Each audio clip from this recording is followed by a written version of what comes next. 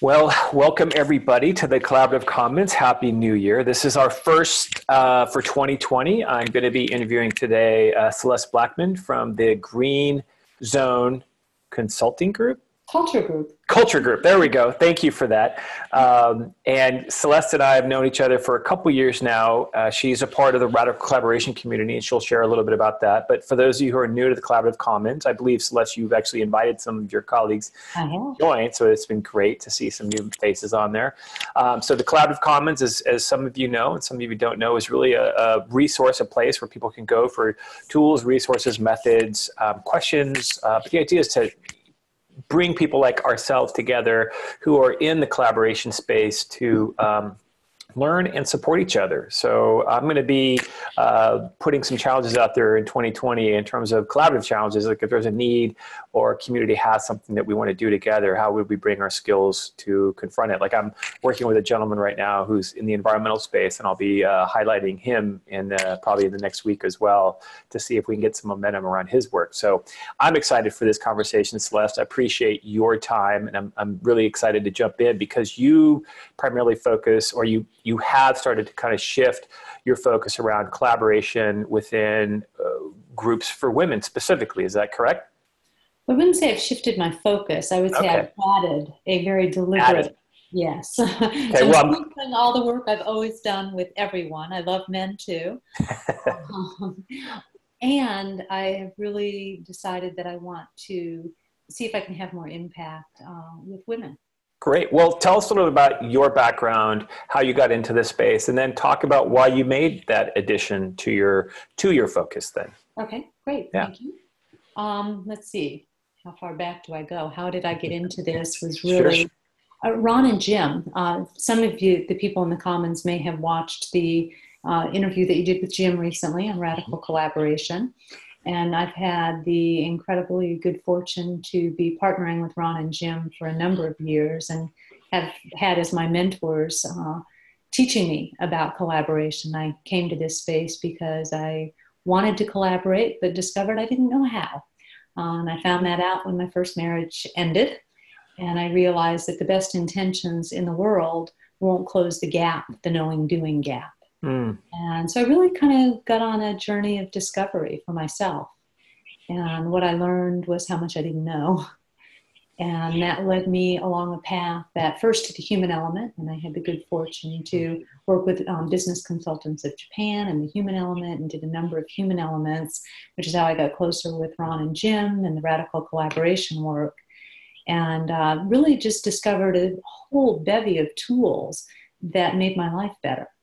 What do you have a particular set of, what shifted for you in terms of awareness around collaboration that you didn't have before? Like when you said, I realized that I wasn't very good at it. What would have been like your big three? Because I like to hear those for my own sake, but I'm assuming the group would like as well. Yeah, I think it was recognizing that there is really a skill set and a mindset, that it's not just sort of an innate, you're either born good at it or you're not. And that the desire for it isn't enough, because I think I innately always wanted to be collaborative, but I hadn't had role models. I hadn't had any real learning about it. And when I learned about radical collaboration and learned about collaborative intention, I can be very intentional about it, not just inside, but also I can be open and express it to you so that you know what my deeper level intention is. And becoming more skillful at that by being more aware, noticing how I impact you and what's going on inside of me in all of my human interactions. So I would say those are the big three: the collaborative intention, the openness, and self-awareness. And would you say that in your practice as a consultant and facilitator, do you make people aware of where you are with those skill sets? Because I think it's one thing to model it, and it's another thing to make people aware that you are modeling it. Because I think a lot of times people don't really, at least from my experience, don't always understand what's behind the behavior, like what's behind the intent, and they're like, oh, they're so good. Well, what makes me good is I'm intentional about this stuff. So, how often do you help people be aware of these? And maybe if you're not doing a radical collaboration course, because I'm assuming you do other types of consulting work. I do. Yeah. Yeah. But you know what? The work always weaves into, I think, everything I do. It's Mm-hmm. interesting. I think about radical collaboration not so much as this is a methodology and a body of work, which it is, Mm-hmm. but I really think about it as a way of life. And so I have really been trying personally to incorporate that. And so to answer your question, yeah, I do try to say, I try to point out examples of, you may notice how when I introduced this exercise, for example, I was very intentional about the way that I invited you to participate, or I was very intentional about how I set it up, and here's why. And I find that's really beneficial to your point with leaders and teams. Mm-hmm. Why do we do what we do? People want to know why. It's not Right. enough just the how, or that, there's great research on this. It's So what are some of the other, when you're not doing, let's say, a workshop around radical collaboration, what are some other types of consulting jobs that you actually do where you bring in these skill sets? So I do a lot of leadership development and Mm-hmm. team building. In fact, I would say that's the primary part of the work that I do. And leadership increasingly, this probably won't come as any surprise to anybody listening in the Commons, but leadership is increasingly about collaboration. The more complex the world gets, the more necessary it is for people to be able to build networks, have more social capital, be able to pull on other knowledge resources in order to get things done. The old belief that you can do it yourself is, I think, been put to rest as the myth that it always has been. But increasingly, we need each other. And I personally believe that we're better together. It's Right. just that together isn't always easy. Yeah. Yeah, I just had a meeting with a colleague who's taken over the helm of a new organization, and it was one of those conversations where it's like, okay, what kind of leader do you want to be? What's your intent? Like, just kind of going through this stuff that it's been embedded through the work we've done in collaboration for many years. So I'd be curious to know then what made you shift into wanting to add more of a gender focus, like women specifically? What made you transition into that space? Well, I have this wonderful sisterhood of women in my life, which have been just huge supporters and enablers for me. Friends who are willing to call me out, who are willing to give me feedback, who've been role models. They've just been wonderful. And so that's sort of the first piece. And then I go into organizations and I would hear a lot of, well, we have a lot of women here who are kind of catty, or how women are, or how women leaders are. I would hear, yeah, I know, still in this day, and I would hear that. And I thought it doesn't mesh with my own experience. But I was taking that information in. And for quite a while, I kind of pondered that idea just in the back of my mind.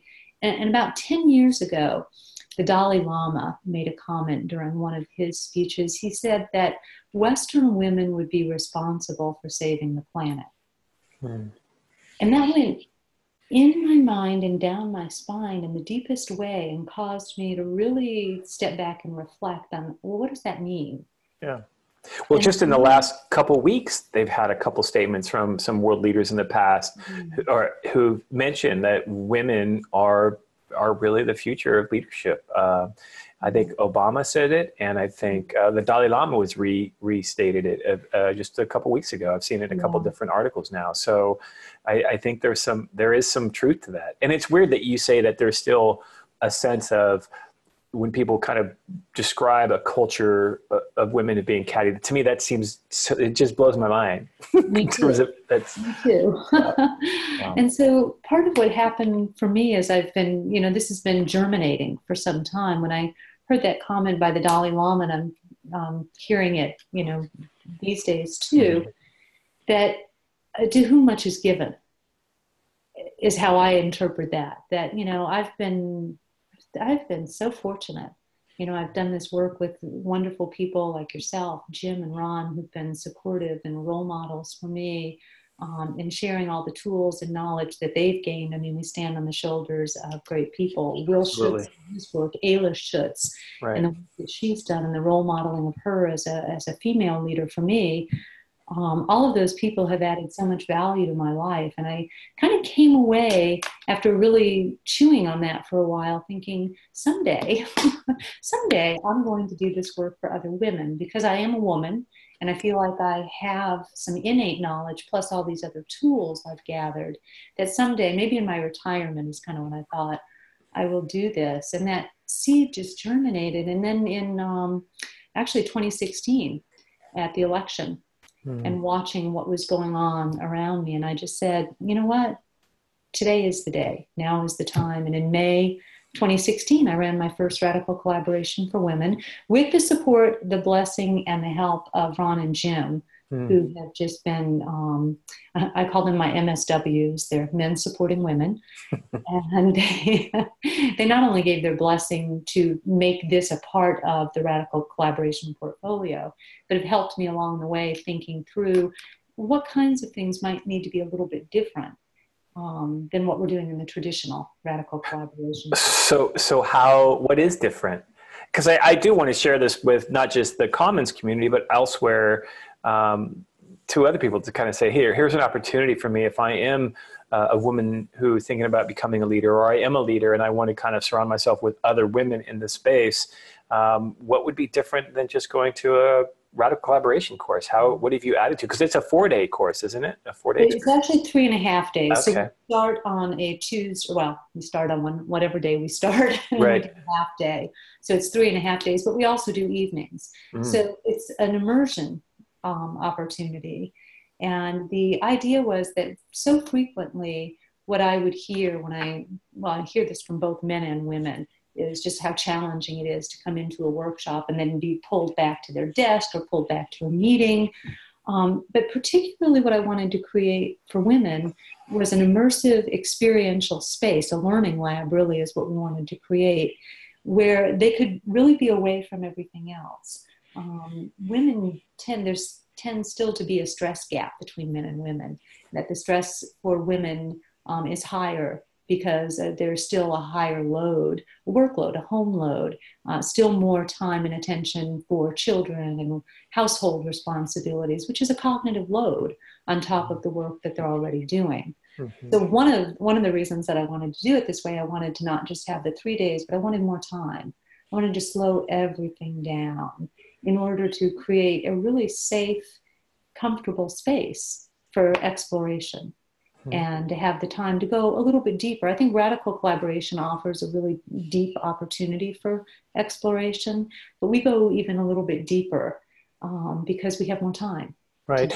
What have you learned because you've done the typical traditional course, now you've added this new, so I'm curious to know what you've learned as a result of this particular focus. Yeah. And what I'm continuing to learn. Yeah. So one of the best things to me about this whole process has been that as it evolves, it tells me what it wants to become. And a part of that also is in every session. So we've done 3 so far. We'll have a 4th one coming up in June this year. The group determines what really happens. We still use the same methodology for the RC workshop, with a few additions. So coming from the green zone thinking place of a little bit more on self-witnessing. So focusing on some meditative skills and mindfulness experiences, caring and compassion. We're adding a little bit more of that in there, and a real focus on action orientation.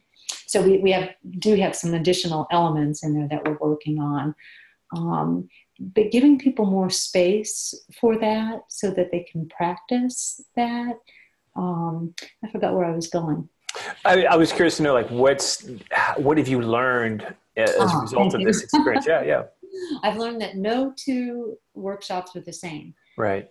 So that they have the basic methodology, like I was saying, but they don't, the women come in and then what's going on with them in their lives and what evolves begins to tell us, where do we want to put more focus? What might we want to add? We had evening sessions planned last time and we scrapped them and did something totally different because we had done some work around the wiser self, cultivating your wiser self and your connection with your wiser self that really resonated with people. So we wound up doing an evening session with that and then some follow-up work with it as well. So it sounds like you sprinkle in stuff from your green zone culture work as well, then, and you're adding some of that. And so give me a sense of what are some of those differences, because you know, we talk about wisdom. What does that entail to kind of tap into that part of yourself? I mean, what are some typical type of exercises or focus for that particular topic? Because to me, that's a juicy one. It is. It's a really juicy one. And, you know, we all have these different sub-selves, these different part of ourselves. So that's one of the first things we talk about is how many voices do you have going on in here that makes you totally normal? Yeah. And how do we begin to cultivate a relationship? So in radical collaboration, we're always talking about collaboration begins inside the individual. Mm-hmm. And so inside the individual begins with the relationships that we have with ourselves, with the different parts of ourselves. And one of those parts is the wise self, whose sometimes voice has not been heard very much. We often hear the critic, who's loud and sometimes obnoxious, and we all have different calibrations of how loud she or he might be. So we're focusing on hearing those voices and particularly turning up the volume on the wise self. Practices for how to tap into that. And Christy, my co-facilitator for this workshop, does some amazing work with visualizations, and she has created some recordings too, so we send those out after the workshop so people can continue the practice. The visualization with some writing and journaling and some questions to ask your wiser self and listen. Yeah. How often do you tap into your wiser self before you step into a new client project or a difficult situation? Because I think of like what I do to prepare. How often, what are some of the practices that you begin to build into your practice before you start something, or even when you're confronted with something difficult? Which ones do you lean on? My best one is breathing. Yeah. I really, my favorite practice is to stop and to breathe. And to reflect. And then of course I have like some favorite little tools, like right next to my desk, I have a little green frog. And it's funny, but I mean, just small things to remind me, like staying in the green zone is an easy thing to say. It's not always an easy thing to do, but I set myself up for success by cultivating small practices. And one is just like having reminders. So having some anchors. Yeah. What about in the moment? Because we talk about it in the neuroscience, you know, it's the bottom up versus the top down kind of a way of dealing with those in the moment stressors. So what are some other ones when you don't have, let's say, the luxury of a little frog by your computer? What are some other things that you do to ground yourself into that green zone mindset? I remember phrases. Get curious, not furious is one of my favorites. Reminds me to, oh, wow, it becomes interesting if I'm curious rather than defensive if I feel like I have to defend myself, right? But curiosity is a childlike, curious state of mind, and that can shift me in just a quick moment. Right. Do you ever find that as a result of you holding that space that it actually allows other people to kind of, because I'm really starting to notice that too, is like, how does my affect impact that of the groups in terms of their willingness to be vulnerable, or just like you said, curious rather than furious? How often do you find yourself being able to really kind of shift by just your presence? You know, I think that's one of the other big learnings for me as I move through this work. And of course, it's attached to so many other parts of what we're learning in science. And that is our interconnection. And that interconnection and how energetically we impact one another. And then we impact the environment.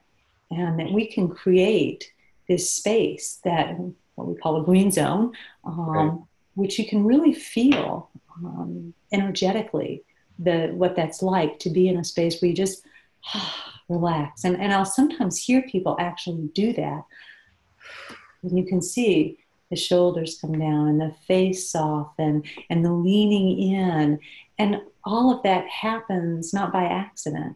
That's a biological shift that we can co-create with one another. Yeah. And the more intentional I am about doing that, the more rapidly that can happen. It's interesting because I interviewed Ethan Schutz a few months ago as well, and he framed it as that conscious co-creation, that awareness of how am I showing up in your presence, and am I adding value? You know, I mean, just the Yeah. idea of really being present in that. I thought it was a really interesting way of framing it, which is that level of consciousness, to realize that I'm feeling something, I'm constantly letting it go so I can be, in the moment in this situation. And it could be a tough situation. And I'm, at least one of the things that I've been working on lately is I was talking to some people around just how do we struggle well, because we can't avoid struggle, right? So tools to struggle well together is actually another good set of skills. And that's why I love the way Jim framed the collaboration, that it wasn't about conflict resolution.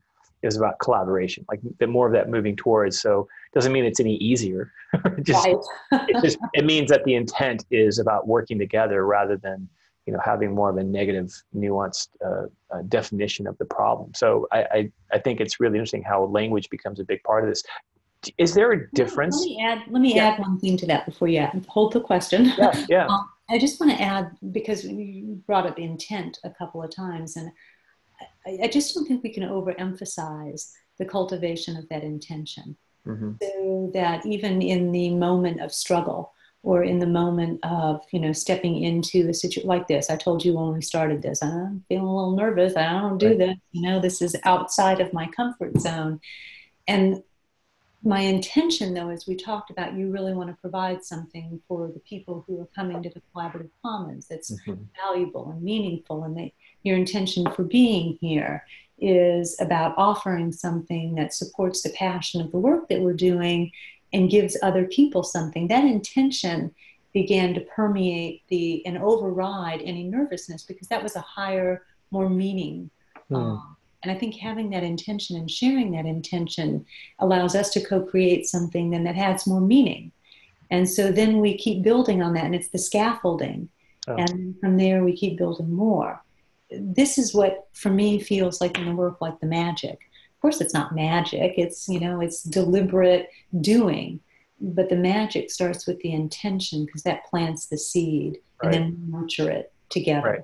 I mean, and I think that's one of the things that I've experienced with groups in collaboration, that collaboration is not a passive thing. It's highly active, and everyone has a part to play, and should not be afraid to play their part.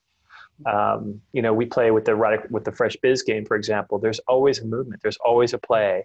And how can I add to your play, right? And what I'm hoping for within the Commons, especially in 2020, is that people are willing to just add something of themselves into the community, something that scares them. Like just, the people are kind of like, this is not just about you and I sharing content with people. This is about hopefully sharing content, and then people add to that, right? So we can continue to learn and grow. A friend of mine said that, I think she wrote this in her blog, for artists and writers primarily, but I thought, oh my God, this is just so true for everyone, which is to quit warehousing what you have to offer. Yeah. Quit warehousing and put it out there. So what if it's not good enough yet? So that's kind of how I wound up with RCW too, was I thought, well, when I get it together, then I'll put it out there. Yeah. And then I went, oh, if I wait for that, who knows when it'll happen.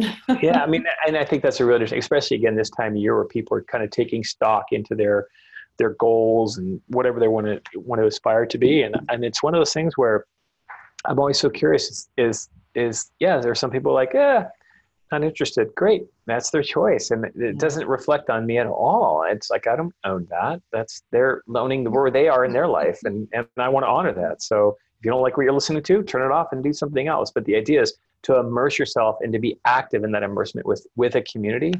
That's where you start seeing things happen. So my question I was going to ask you before we kind of backtrack there was, so is there a difference between the way women approach collaboration versus men? And I don't want to be that in that kind of that bifurcation, but there are differences. And I'm just curious to know from your perspective, if I, as a man, am facilitating a group of women, what do I need to be mindful of? That you might help me to be better in mixed, with gender specific groups, because I have worked with just women groups, and sometimes being a guy sometimes I can still be a knucklehead too. So we can all be knuckleheads. yeah, regardless of the group that you're working with. But are there differences? I know. There may be on a research end of things. There may be things that, theoretically people say men and women do these things differently. I don't know. Hmm. My own experience is that I work with some incredible men who are fabulous collaborators who have are managing the yin and the yang of it, and the energies, both the masculine and the feminine, which is what I really think it's more about, is that masculine and feminine energy and the cultural environment in which the context in which we're trying to collaborate. Mm-hmm. Where I see my call for working with women is less about whether or not there are differences and more about the lack of support that has been available for women to do that exploration in a safe space where they can talk about things that still impact them in some ways that might be different than men. For instance, women still tend to be less confident than men. Women still tend to speak up less than men. Women tend still to have more stress because of the cognitive load. So we explore some of those areas very specifically around why don't you speak up? When don't you speak up? When do you feel like you're not heard? How do you support other women in being heard? How do you become part of a collaborative with women, which doesn't in any way negate the value that men bring? Absolutely. Yeah. Yeah. And I don't want to create that illusion that I'm trying to say there's an us and them at all. I do think there are differences. And I think it's very subtle because when you start talking about cultural biases and breaking bias, how a teacher responds to a male student versus a female student or a professor. I mean, I've seen it. I've seen it in workshops. It's just making people become really aware of the conditions that need to be set for any human, not necessarily gender specific, but any human, where we know that they need to feel heard, they need to feel safe, and I think I don't care what your gender is, that's just your nervous system at that point, right? That's right. It's all biology. Yeah. And we've got the overlay of biology. We have culture. We have cultural overlays and the messages that we've gotten. And I do see a difference. I do a fair amount of work over in Europe. Mm-hmm. And I do see a difference in when I'm working with women from Europe than I see from working with women in the States. And in the States, I see a difference geographically when I'm working with women in the South versus the North or the West or the Midwest. So I think that's one of the other big pieces that's important to me is that we're not talking about a monolithic group. We use the phrase women or men, but really what we're talking about is a very diverse population of people who come into the room to figure out how do we, with our different views and perspectives and ideas, how do we collaborate? I mean, we can look around the country around the world right now and see how dangerous it is when we can't figure out ways to talk to each other and respect each other and work together for the benefit of everyone, which at the end of the day is what my calling is. Right. And I think no matter whether you're a male or female, like the idea of being vulnerable is conceived as a weakness, but I see it as a strength, to really create that space to say, here, this is what I'm feeling right now. And I see that more and more because people are holding on to a lot of that stuff and they're not expressing it. So therefore they're just adding more stress to their system and it just becomes a perpetual mess for them. And I think collectively, like you said, I mean, people come to a meeting and if they're stressed out, they're impacting other people in that meeting, right? So how do you help people get past that? Are there some resources that you would suggest people to kind of look into? I've read many years ago, I was reading Rion Eisler's book, The Chalice and the Blade. Have you ever read that one? That was one of my first, in fact, The Feminine Face of God. I think it was one of the first books I read that really started me on my journey for self-discovery. Same author? Uh-huh. Okay, yeah. I just remember my old, when I worked in Butte County Alcohol and Drug Services and mental health, my supervisor encouraged me to read a lot of Rion's work. So it was like, because I was the only guy in an office full of women. So she's all, this is a good book for you. Well, thank you. There's a number of things, and I'll give you some resources in particular to post in terms of like some articles that offer some good research. One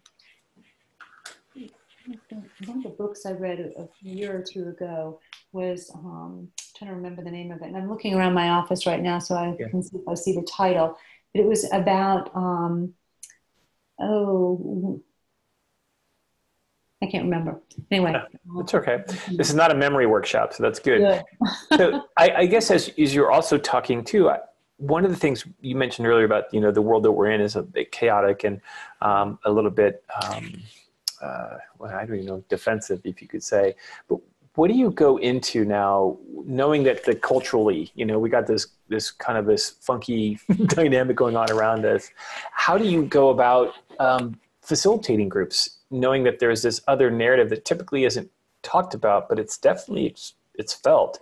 Yeah. How do you bring those kinds of dynamics up in a group in a way that again allows them to be safe and feel nurtured enough to where they can kind of share their angst about it? Because the Me Too movement, all these different movements around awareness, and the one thing that gets to me is when people say, well, it's being politically correct or this kind. It's like that. Just to me, it's being sensitive to somebody that's okay because they're going to be better in your presence. But how do you go about getting ready to facilitate or work with clients, knowing that we have this external crazy going on around us sometimes? I really just try to be straight with people and invite them to do the same, and cultivating a deep sense of caring and compassion, and not losing. I think there's a danger that we also lose the opportunity to have a sense of humor, right, to be able to laugh with each other and laugh at ourselves. And, there's a way in which if we get too careful and too politically correct, if you will, I think the difference for me is we're back to intention, right? Somebody told me a blonde joke the other day. It was really funny. And I laughed at it, Right. And somebody else in the room said, I think that was offensive. And I said, I thought it was funny. Right. I'm not offended. And I realized part of it was I wasn't offended because I know the person who told it to me, and I know who they are, and I know what their intention was.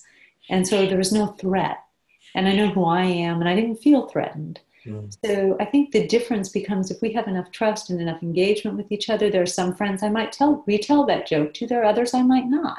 Right. Because every relationship is an individual negotiation in that relationship. Right. And I think that's where work gets complex, because as you say that, I always think about, I sometimes go into an office where a manager or even a coworker might say something that he's willing or she's willing to say because they have that trust, but they're within earshot of someone else that takes it completely out of a context. And so, again, helping people understand. So when you say that every individual relationship you're in is kind of its own little contract, how do you have people be aware of that? Because if that other person got offended, how do you work through those kinds of dynamics? And, I think, again, we're back to when we look at the practices, openness. Can we talk about, instead of getting offended and going on attack or, going sulking about it, the conversation without attacking? Because I have seen that too. Somebody attack, you offended me, you're and then they go on the red zone. Yeah, they go in the red zone, right? Yeah. And it's like, so what does that help, right? If instead it can be wow, I can feel the tender part in me that was hurt by what I just heard. Tell me more about why you meant that. Sometimes people are oblivious. There's no ill will intended, and often it's a learning opportunity. Oh, wow, it didn't even occur to me that could be offensive. Now we can have a dialogue and we can learn. Maybe I can learn what the hook is inside of me that I was offended. Right. But all of that is the willingness, creating enough safety and a willingness to speak up, to talk about what's going on. Yeah, as you talk about it, one of the things that comes from me, and again, I think the intention is really important, because there are times where, I know that many of us who, do this kind of work, we say something, and I think I said lean into something one time, and a woman had read the book Lean In by I think it's Sandberg, and she didn't like the book, so therefore she just shut me down. So the intent of my statement was completely pure, and so she came up, she goes, I just totally shut you down when you said that lean in because I hated that book. So is it you didn't like what I said, or you didn't like your interpretation of what I said? So that, not that I said that, because I want to be cognizant of how do I put people, or how do we create an environment, especially around this thing of openness, where it's not what I'm saying as much as how you're interpreting what I'm saying, and then making sense of it. That's creating a block where I don't know. I mean, how do you help people through that? Because I sometimes still struggle with that. It's like, where do I need to be taking responsibility for the impact that I have on you versus how much responsibility do you have in just owning your shit? It's like, I sometimes really struggle with that in myself, because I never want to offend somebody, that's never my intent, but I definitely know there are times where people are offended. And so if you never want to offend anyone, don't get out of bed in the morning. Exactly. Well, that's, yeah. Even then, you'll probably offend somebody because you didn't get out of bed. Right. So no chance. Right. But my practice is really, I want to say I get about 1,000 invitations a day to be offended. Yeah. This is not taking them, not accepting them. Right. So for me, that's my own personal practice. What I try to invite other people to do also is to at least assume positive intent. So when things are coming at you, that mostly my experience, people are sloppy, messy creatures. I mean, this whole being human thing is hard. Right. And the more complex the world gets, the faster things are moving, the more that we step on each other's toes, we bump into each other, we miscommunicate, we're just sloppy. And so if I start from that place and I can laugh at myself and my own sloppiness, then there's more space for me to laugh with you, to not be offended by your sloppiness. It doesn't mean I'm not going to be curious and say, well, what exactly did you mean about that? And do we have enough of a relationship that I can ask that? Exactly. And can I do it without tone? What do you mean by that? Right. What did you mean by that? Yeah. Yeah. And that's a practice. Right. Well, I think about it when I feel something or someone says something and I get worked up. It's like, wait a minute, what is it about me that's feeling this way about what they said? Like, I'm going to own that. Right. And then, is it even something I need to bring up? Because maybe it's a power play if I do, so it's just all the different layers on there are so interesting to me, especially when we talk about collaboration, when you're dealing with larger groups and you'll hear a little passive aggressive statement. It's like, or at least I interpret it as a passive aggressive statement, right? So it's just the meta and the meta levels that we get into in facilitation, especially in collaboration, is, being a master at meaning being a master at drawing meaning out of a group or out of an individual, I think is still the pursuit that I'm in. And again, good methods and processes to do that. And that's why I do like the radical collaboration practices. Is there additional practices that you bring into the collaboration for women? The three primary ones from the Green Zone thinking are the cultivating self-witness, which is more of the mindfulness and meditation and really that objective self to step out, go to the balcony, watch what's going on. So we do a lot of practice around that. That's not in the traditional RC. The caring and compassion, that is partly connected to the collaborative intention, but at a deeper level to really cultivate the heartfelt sense of our shared humanity. And so that going outward, all of this stuff is always intra and inter, right? So that self-care and self-compassion. And we focus a lot on self-care in the women's workshop. I think men can benefit from that too. Yeah. But women my experience is that, I'm going to say this, and the moment that I'm saying I'm going, everybody could use more self-care. Right. But in the workshop, I'm really focusing on women and self-care. And how do you take care of yourself while you're taking care of everyone else? And the action orientation, which is just do it, quit. This is the take it out of the warehouse. Right. Small experiments, play your action cards. Right. I really do hope to see more of the collaboratory out there and the Fresh Biz game, because I think it's a great intro to this work. But those are three pieces that we explore more and we unpack more in the RCW than we do in the And you actually do a follow-on as well of the course. Is that how you kind of keep it? Because again, it's like for me, I think my intent, I think our community's intent is it's not a one and done. This is a lifelong journey around these practices. So can you give us an insight about how the follow-up kind of work you do with them? Yeah.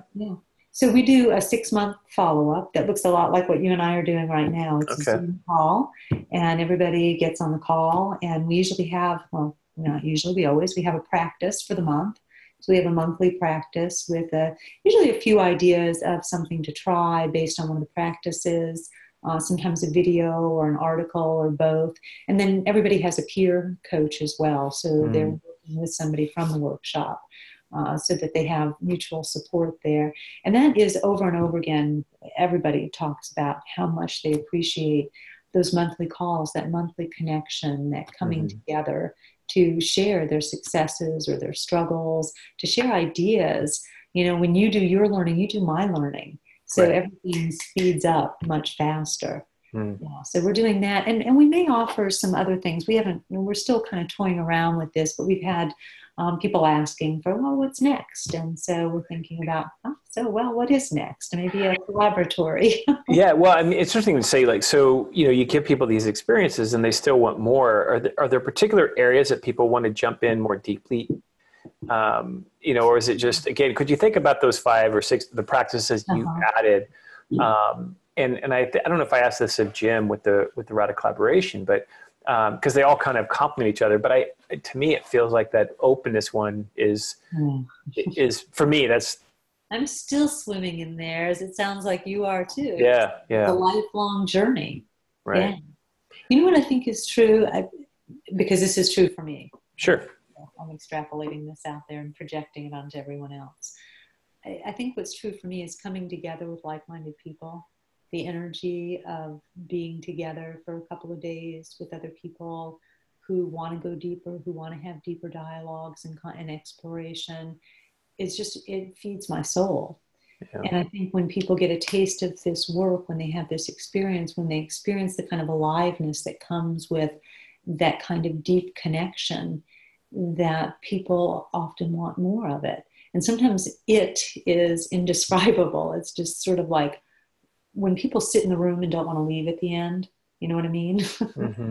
And we sit there and go, let's not go anywhere. Let's enjoy each other a little longer. That's what I often call the magic in the work, because it's all biological. It's the shift in our biology and how we're experiencing our life and our planet and each other in those moments. And at least for me, what's true is the deep, deep caring that I have for everything and everyone when I'm in that space. Yeah. Do you find, as you say that, I mean, the thing that has always resonated to me since kind of jumping into the human element and radical collaboration world is this idea of, you know, asking the question is just, do I like myself in your presence, right? Or do I like myself even in my own presence? And so as you reflect on kind of those programs where you can just stay with that group of people and just keep connecting with them, just because how much just self-care you do have, how much you like yourself in their presence, like, this is what it feels like to accept who I am, you know, in the presence of others. Not so much they're accepting me, I just accept who I am. And I think that's part of the game. At least for me, it's like, when I'm starting to feel out of sorts, it's like, what am I feeling about myself right now? Because it has nothing to do with the environment that I'm stepping into. It's the gift. It is the gift of this work. Yeah. It's the gift that we get to give and receive when we're in it. And it is, I think, what happens collectively in the room. I also think it is, and this is the bigger picture of the relationship to the work and why I'm doing the work with women, is that the more I care about me and like me and feel good about me, the more I like you and feel good about you and like you. And that blend moves out to my family, into my community, into the politics, into the world, into caring for the earth, into, you know, the planet. So we can't anticipate fixing the really, really complex, wicked problems that we're facing on the planet without addressing each of us at an individual level. And the more people who are out there who have that feeling and you even know what that feels like, I think the more likely that we're going to achieve success in these other areas. So that brought me back to women, which was in all of the research, you know, when they, like with the banks and the financial institutions and wanting to make an impact in other cultures, they found that investing in women always had a greater impact because women had more influence on their families and in their communities. And so that was also a piece of what drew me to wanting to do the radical collaboration for women, that they were home to their families and to their kids. Right. Yeah. Well, it's interesting because you said that too. Like Grameen Bank, the micro lending organization that I think almost like 95% of the loans were given to women because they were more consistent with paying back the loans. You know, it's just like and they're going to be more communicative about what they need. And it was really interesting because the guy who started that, what's his name? I'll have to think about it. But he basically I think it was in Sri Lanka, where he just came across this village and women were destitute. And he just said, what's happening? And it was, I guess, a money lender a money shark, I guess, was like loaning them money, and his interests were so high that they were in this perpetual poverty. And he asked him, like, how much would it cost to get you out of debt? And it was like $27 for all the women in that village. And that's what started the Grameen Bank. Yeah, it's a phenomenal story, but I just think that there was something there. And I really do hope that, 2020 does become, a year where we're seeing more women in leadership. And so it's interesting. We have an election coming up, not to get into politics of it, but it's really interesting how we need more of a collective shared voice. And I'm hoping that through the work that we do in the Collaborative Commons, that we're not necessarily stifling the conversation, which I don't think anyone's intent is to do, but we're actually expanding the conversation by actually hearing what each other have to say. So I'd be curious to know, are there any, for starting this year off, is there a particular focus for you that you're wanting to kind of highlight for your own, either personal development or in the development of you being better in the work that we do? Do you have a particular focus? I have a couple. So my husband and I, Bob and I, we don't do New Year's resolutions generally. We do all the time here, kind of looking at, just when we have moments, quiet moments, when we can sit back and look at, what do we like about what's going on in our lives? What don't we like? And this year we started the new year and we actually did make kind of a resolution, which is unusual because he had been suffering from sciatica. So health has been a real focus, and health is often been a focus of mine. It's my other passion, and which is why blending the self-care piece with the radical collaboration is so easy. So health. And then when we talked about health, well, it's not really just health, it's about well-being. And it's about well-being in the broadest aspect, from a physical, mental, spiritual, emotional well-being, and the well-being of the planet. So to me, it's big. And what are our contributions going to be to that? We're Meatless Mondays, and we're composting, and we've planted a garden, and we're not very good gardeners yet, but we're working on it. We're getting help. So we're going to continue doing that, and recognizing that, your own teeny tiny little contribution. The guy who started Grameen Bank and helping a small village, what a huge impact. All of us doing small things, coming together in the commons where we can share ideas and have a larger impact, a bigger footprint, if you will, in terms of making a difference in collaboration. There's a couple of groups that I want to look at more closely that are doing some interesting work around well-being. I think it's in Scotland and Iceland. Yeah, I think we should talk more about that, because I think there might be an interesting partnership we could look at too. Sure. How to work with them. It's I don't know very much about it yet. I've just started kind of looking at it, but it looks really interesting to me. Okay. Well, definitely add it to the comments, like bring in, because I do believe that to your point, I am going to make more of an effort to encourage people to just share these types of resources. We're swamped with data and information. I get it. And so I think, the Commons is just another layer of data and information, but I do want to create a sense where people can say, I can go to the Commons to know that I have an interest, or I have a need, or I have an understanding that I want to share, and hopefully get feedback, get buy-in, get support, so that we can continue to move the ball forward in this planet. So like my collaborative focus is going to be on the environment this year, partly because I'm working with an environmental scientist who I'll be sharing some information, like I said, probably next week. But he's figured out how to capture CO2 and from emissions and converts it into baking soda. And then he takes the baking soda and puts it in the ocean. And that's because when you think about collaboration, it's, to your point, it's not just about the interpersonal collaboration, it's the interrelationship collaboration that we're doing with the environment around us, you know. So whether it be gardening, so you're collaborating with soil and you're collaborating with plants, I want to take it there. And it might be a stretch for some people in the commons, but it's where we need to go, I think. So I think that's why I like the word well-being, right? Mm-hmm. Well-being is this broader picture of the interplay of all of these things. Everything's connected. Yeah. And the older I get, the more aware I am of just how connected, and that science is able to demonstrate more and more about those connections. Right. So to me, it's really exciting because one of the most important pieces of well-being, and the science again now is backing this up, is our social connection with one another. And the creating the spaces, as we have been more and more disparate in terms of being in different parts of the country and the world, and geographically we're not connected as much, and there's not as many opportunities to come together, and we're inundated with so much information. You watch a different program than I watch, and we don't have that similarity, right? Mm-hmm. How do we create the spaces in the commons? Is one of those where we have something common bringing us together, a curated space. I love a curated space. That helps me move through all of the noise so that I can get to things that are really interesting to me. Well, keep adding stuff. So I hope you can send me some of those resources that we can share.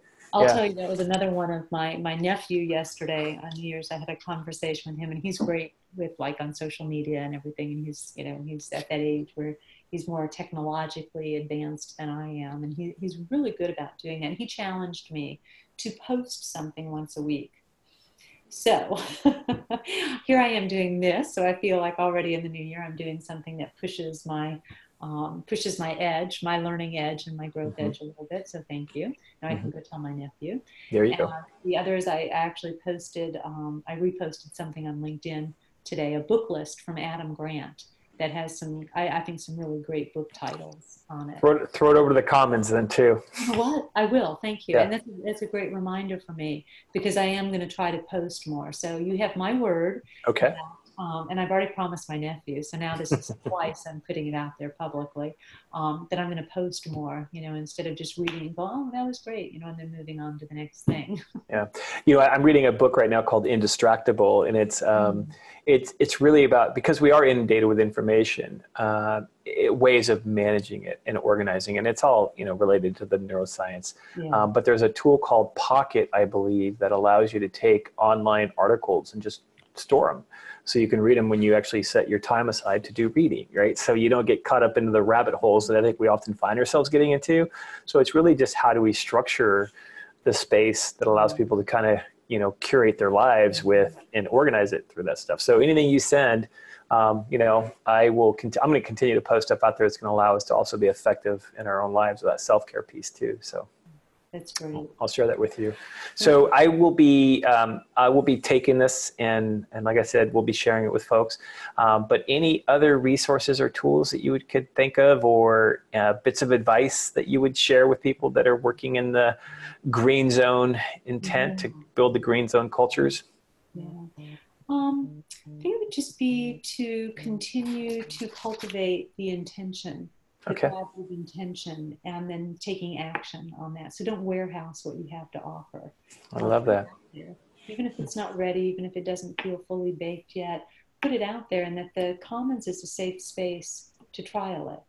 So put it out there, get feedback. If you're not quite ready to go to I'm talking to myself now, okay? Yeah. Not quite ready to go out to the rest of the world yet, to have a safe space of people who you can trust to give you some feedback. It seems like a wonderful opportunity to do that. And then how do people reach you directly? Celeste at greenzoneculture.com. Okay. And also I'll send you a link to the Radical Collaboration for Women Great. workshop and program. That's also radicalcollaborationforwomen.com. Yeah. And some other articles and things that I think might be of interest. Or would you rather that I just post? No, we'll just add it to the link to this one. That way they all have it under the one because it's been referenced. But anything in addition, if something else pops up, I know that Joseph and I, we've set our calendar up for the year. We'll be posting that up for the Radical Collaboration courses, the regular ones for the year. Right. So we're going to be doing one in LA, Phoenix, I believe, Sacramento. But maybe even talk to you about maybe hitting more of the Midwest and even the East Coast as well. Because there is potential for one down in Florida. So I'll be talking to you about that. Awesome. So Celeste, thank you so much for your time. Thank you for the work you're doing, Scott. Oh, appreciate it. We'll keep doing it. Have a great new year, and we'll just make this decade the best ever, huh? All right. Starting in 2020. That's it. Thank you so much. Thank you. Take care, Scott. Bye-bye. Bye, everyone. Bye. So hold on. Okay.